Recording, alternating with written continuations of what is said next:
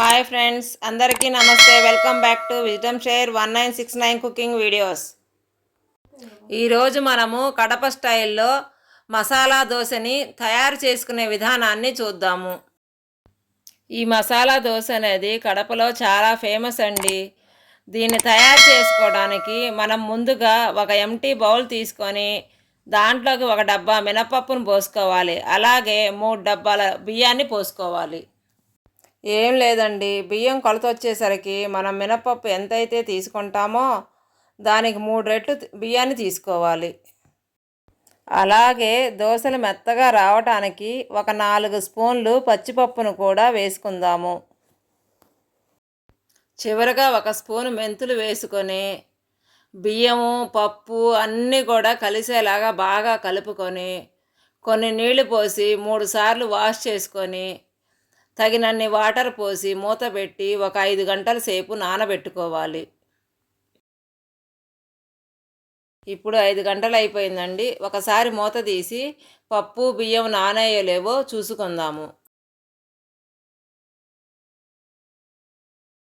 చూశారు కదండి, బియ్యము పప్పు బాగా ఉబ్బిపోయాయి.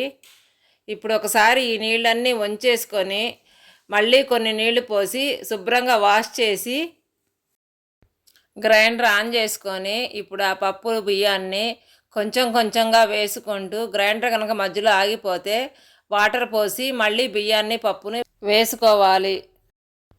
ఇప్పుడు గ్రైండర్ మీద మూత పెట్టుకొని 1 గంట సేపు పాటు మెదిగించుకోవాలి. మధ్య మధ్యలో మూత తీసి గట్టిగా ఉంటే కొన్ని నీళ్లు పోసి మళ్ళీ మూత పెట్టి మెదిగించుకోవాలి. గంట అయిపోయిందండి, పిండి కూడా బాగా మెదిగిపోయింది కదా. ఇప్పుడు ఈ పిండి మొత్తాన్ని కూడా ఎంటీ బౌల్లోకి తోడుకుందాము.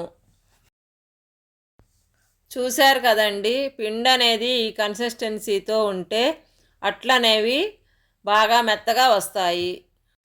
ఇప్పుడు ఈ దోశ బ్యాటర్ని మీరు ఏ రోజు అయితే దోశలు వేసుకుందాం అనుకుంటారో ఆ ముందు రోజు నైట్ బయట పెట్టుకుంటే దోశ పిండి అనేది బాగా పులిసి దోశలు కూడా బాగా వస్తాయి. నేనైతే రేపు ఉదయాన్నే దోశలు వేసుకుందాం అనుకుంటున్నాను కాబట్టి ఇప్పుడు ఈ దోశ బ్యాటర్ని ఈరోజు రాత్రంతా కూడా బయట పెట్టుకుంటున్నాను. చూస్తున్నారు కదండి, దోశ బ్యాటర్ ఎంత బాగా పులిసిందో కదా. ఇప్పుడు ఈ దోశ బ్యాటర్ని బాగా కలుపుకొని మనకు దోశలు వేసుకోవడానికి ఎంత పిండి అయితే కావాలో అంత పిండిని వేరే గిన్నెలోకి ట్రాన్స్ఫర్ చేసుకొని తగినంత ఉప్పు వేసి బాగా కలదిప్పుకోవాలి. ఇప్పుడు ఈ పిండిలో కొంచెం వాటర్ పోసుకొని నేను ఏ విధమైన కన్సిస్టెన్సీతో ఈ దోశ బ్యాటర్ని కలుపుకుంటున్నానో మీరు కూడా ఇదే విధముగా కలుపుకోండి. ఇప్పుడు ఈ దోశ బ్యాటర్ని పక్కన పెట్టుకొని మనం పల్లీల చట్నీ తయారు చేసుకుందాం. దీనికోసం ముందుగా స్టవ్ మీద ఒక ప్యాన్ పెట్టుకొని మంటను లో ఫ్లేమ్లో ఉంచి ఈ ప్యాన్లో 2 గిద్దల పల్లీలను పోసుకొని కలదిప్పుకుంటూ వేయించుకోవాలి. పల్లీలు అనేవి పచ్చివాసన పోయిన దాకా కూడా బాగా రోస్ట్ చేసుకోవాలి. ఇప్పుడు ఈ వేయించుకున్న పల్లీలు అనేవి పక్కన పెట్టుకొని ఇదే ప్యాన్లో ఒక 5-6 పచ్చిమిరపకాయలను కూడా వేసి వాటిని కూడా కలదిప్పుకుంటూ వేగే అంతవరకు కూడా వేయించుకోవాలి.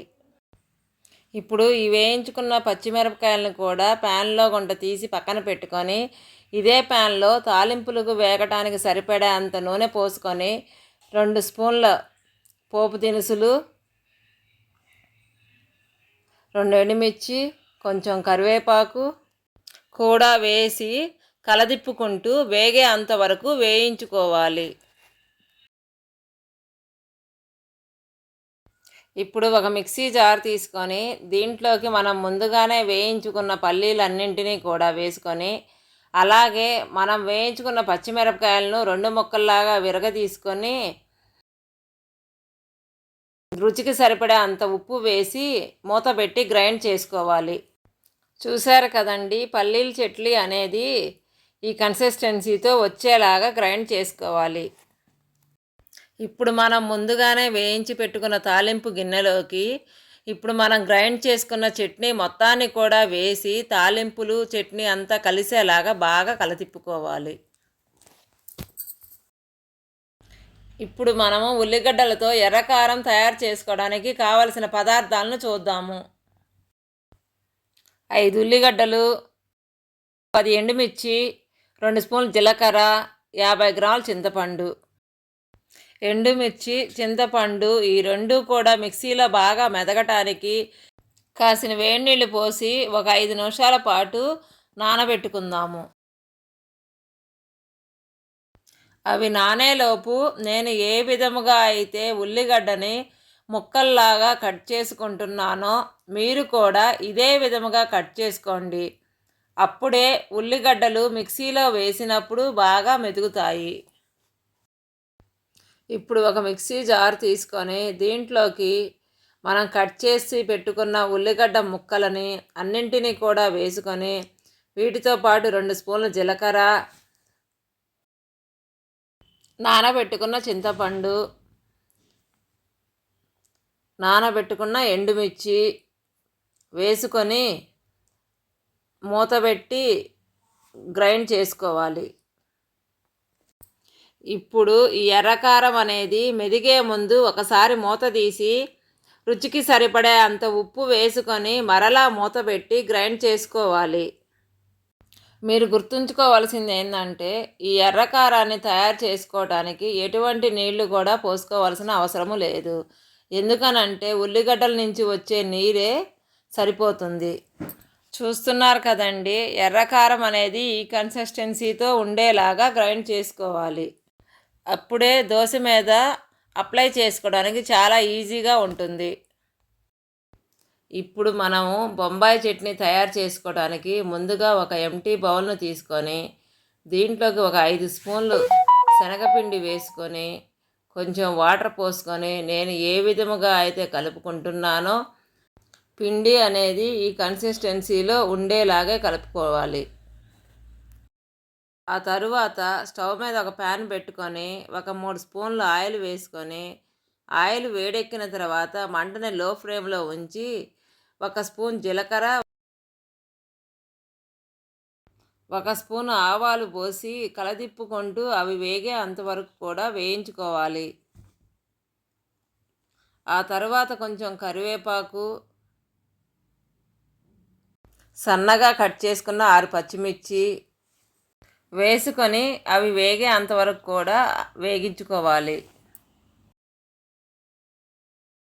ఇప్పుడు దీంట్లోకి ఒక 1/2 స్పూన్ పసుపు వేసి బాగా కలదిప్పుకోవాలి. అలాగే మనం ముందుగానే తయారు చేసి పెట్టుకున్న శనగపిండి మిశ్రమాన్ని కూడా దీంట్లోకి పోసి కొన్ని వాటర్ పోసుకొని రుచికి సరిపడే అంత ఉప్పు వేసుకొని ఒక 5 నిమిషాల పాటు కలదిప్పుకుంటూ ఒక పొంగు వచ్చే అంతవరకు ఉడికించుకోవాలి. ఇప్పుడు మనము పప్పుల పొడి తయారు చేసుకోవటానికి ముందుగా ఒక మిక్సీ జార్ తీసుకొని దీంట్లోకి 2 గ్లాసుల శనగపప్పు, 1 స్పూను జీలకర్ర, 1 స్పూన్ కారము, 1/2 స్పూన్ సాల్ట్ వేసి మూతబెట్టి గ్రైండ్ చేసుకోవాలి. ఇంతటితో మనము కడప స్టైల్లో మసాలా కారం దోశను తయారు చేసుకోవడానికి కావలసిన అన్నీ కూడా తయారైపోయినవి. ఇప్పుడు మనము దోశలు తయారు చేసుకోవడానికి ముందుగా స్టవ్ మీద ఒక దోశ ప్యాన్ పెట్టుకొని కొంచెం వాటర్ చల్లి వాటర్ అన్నీ ఆవిరైపోయిన తర్వాత 1 గంట పిండి తీసుకొని పెనం మీద వేసి రుద్దుకొని దోశను వేసుకోవాలి. ఇప్పుడు ఈ దోశని 2 వైపులా కాల్చుకొని 1 స్పూన్ బొంబాయి చట్నీ, 1 స్పూన్ ఉల్లిగడ్డ ఎర్రకారము వేసుకొని దోశ మొత్తం కూడా స్ప్రెడ్ అయ్యేలాగా అట్లకాడతో పూసుకొని ఇప్పుడు దీని మీద మనం తయారు చేసుకున్న పప్పుల పొడిని కూడా చల్లుకొని దోశని మడతేసి ఒక ప్లేట్లోకి తీసుకోవాలి. ఇప్పుడు ఇదే విధముగా ఇంకొక దోశను కూడా వేసుకుందాము. నేను దోశ ప్యాన్ మీద నీళ్లు చల్లి దోశ వేసుకుంటున్నానని మీరు కూడా ఇదే విధముగా వేసుకోవాలని లేదు. మీరు ఒకవేళ ఆయిల్ వేసి చేసుకునేటట్టయితే అలా కూడా చేసుకోవచ్చు. ఇప్పుడు ఈ మసాలా కారం దోశని మనం తయారు చేసుకున్న పల్లీ చట్నీలో ముంచి దీనికి కొంచెము కారపొడిని అద్దుకొని తింటే టేస్ట్ చాలా అద్భుతంగా ఉంటుంది. Thank you for watching. మీకు మా వీడియో నచ్చినట్టయితే please like, share, subscribe and click the bell icon.